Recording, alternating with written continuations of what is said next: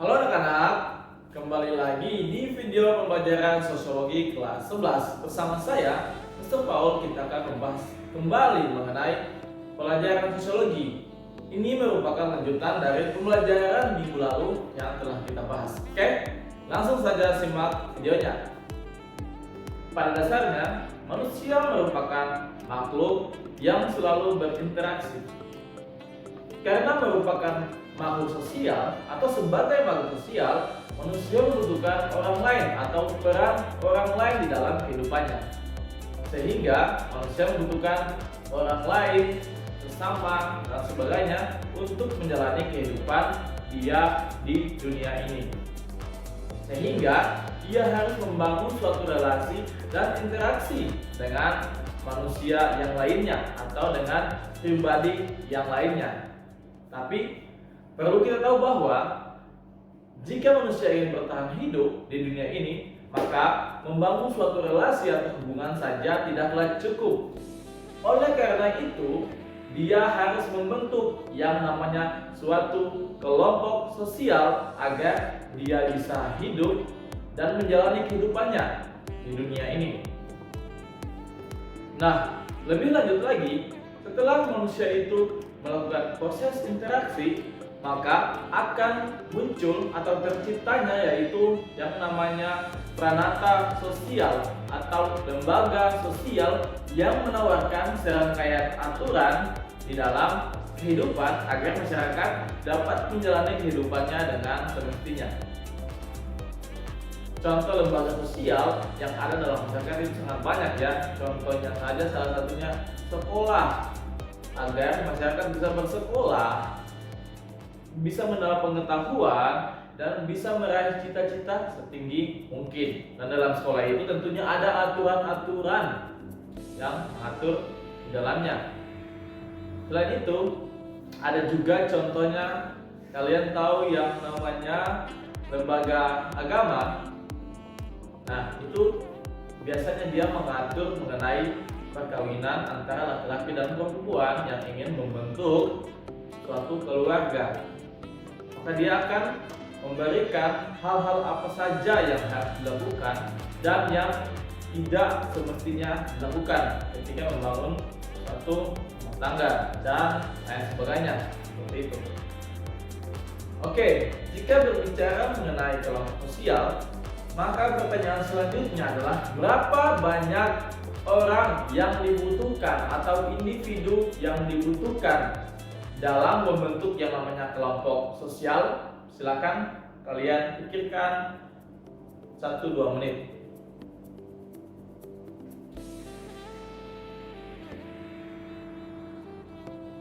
Oke, selesai. Nah, apa kira-kira jawabannya? Ada yang bilang banyak orang. Iya, memang biasanya dalam kelompok sosial itu terdiri dari banyak anggota kelompok. Tapi perlu kita tahu bahwa minimal untuk membentuk suatu kelompok sosial adalah dengan 2 pribadi saja yang saling berinteraksi. Kelompok sosial ini disebut dengan kelompok diat atau kelompok yang hanya berisi 2 orang saja yang saling berinteraksi. Nah, kelompok sosial ini biasanya akan terjalin hubungan yang sangat dekat atau relasi yang sangat dekat antara satu anggota dengan anggota yang lainnya. Dan kelompok ini akan bubar jika satu orang itu dari 2 orang tersebut mengundurkan diri. Contoh kelompok ini sangat biasa kita jumpai ya dalam kehidupan kita. Contohnya pasangan suami istri. Itu adalah 2 orang yang menjalin hubungan interaksi kedekatan yang sangat dekat.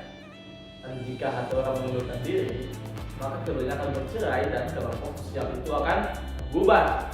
Contoh yang lainnya, 2 orang sahabat. Mereka berdua ini menjalani relasi yang sangat baik, sangat dekat. Tapi ketika satu orang pergi, mengundurkan diri atau berkhianat atau terjadi bentrokan dalam kelompok ini, maka kelompok ini akan bubar. Itu yang disebut dengan kelompok diat yang hanya berisi 2 orang. Nah, yang selanjutnya adalah kelompok sosial yang berisi 3 orang disebut dengan kelompok pria. Ini mereka juga menjalin suatu hubungan atau relasi yang dekat di antara individu yang satu dengan individu yang lainnya di dalam kelompok tersebut. Tapi yang hubungan yang terjalin tidak sedekat dengan hubungan dia yang tadi yang hanya berisi 2 orang. Nah, di kelompok ini walaupun 1 orang mengundurkan diri, kelompok ini tetap berjalan. Nih, dari 3, 1 orang mengundurkan diri, tinggal 2, berarti akan diganti namanya kelompok giat karena hanya berisi 2 orang. Seperti itu. Nah, selain kelompok sosial giat dan triad, ada juga kelompok sosial dengan jumlah anggota yang banyak dan bisa juga sangat banyak.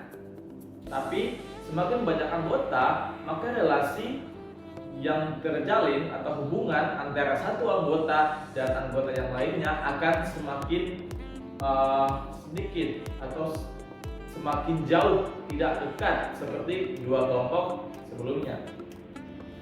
Dan hal ini juga akan memicu adanya status sosial atau peran di dalam kelompok tersebut sehingga akan terbentuk hierarki atau strata di dalam kelompok tersebut.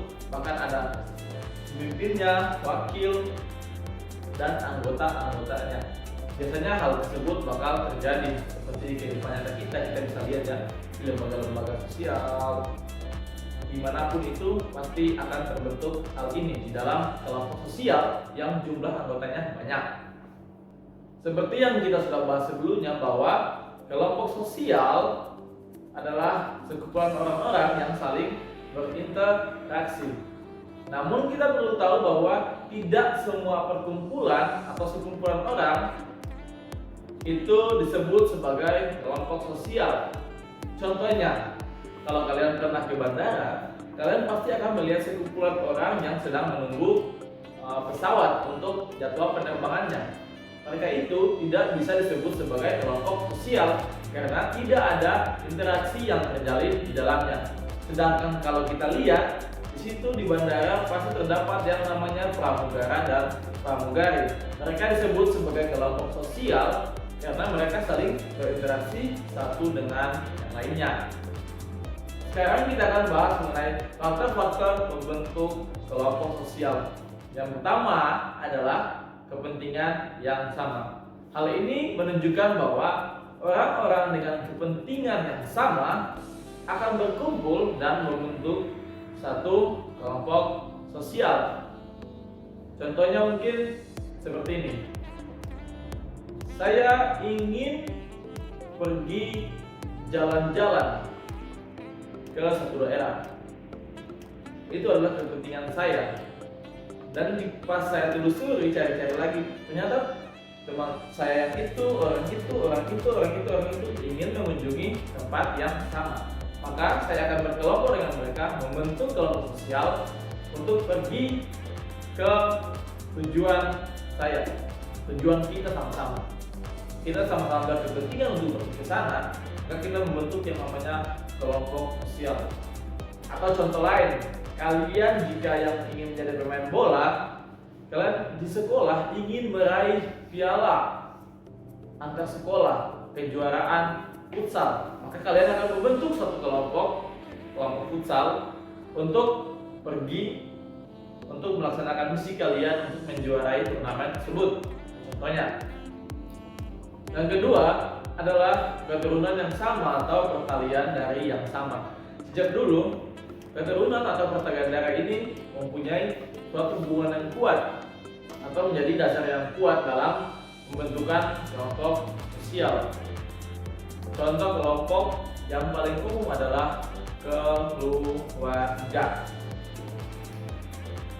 Yang ketiga adalah faktor daerah dan wilayah yang sama. Faktor ini menjadi alasan seseorang atau individu untuk membentuk kelompok sosial dengan individu yang lainnya. Contohnya, waktu saya kuliah, saya pergi kuliah di Tangerang, pergi ke Pulau Jawa. Di situ saya tidak mempunyai teman dekat. Waktu sampai di sana, saya mulai mencari teman yang mempunyai daerah yang sama seperti saya. Kalau saya dari Ambon, maka saya akan mencari teman yang merupakan orang Ambon. Dan ketika saya ketemu dengan orang Ambon, maka kami akan membentuk yang namanya kelompok sosial, karena kami merasa bahwa ada kemiripan di dalam hubungan kami, ada kemiripan antara saya dengan mereka di dalam bahasa, budaya, dan lain sebagainya, sehingga untuk membangun suatu hubungan lebih mudah untuk membangun dengan orang yang berasal dari daerah saya atau tempat kerja saya. Oke, sekian pembelajaran kita di hari ini. Terus saksikan videonya karena kita akan melanjutkan di minggu depan. Jadi jangan lupa juga cek Google Classroom untuk mengerjakan tugas yang sudah saya berikan di sana.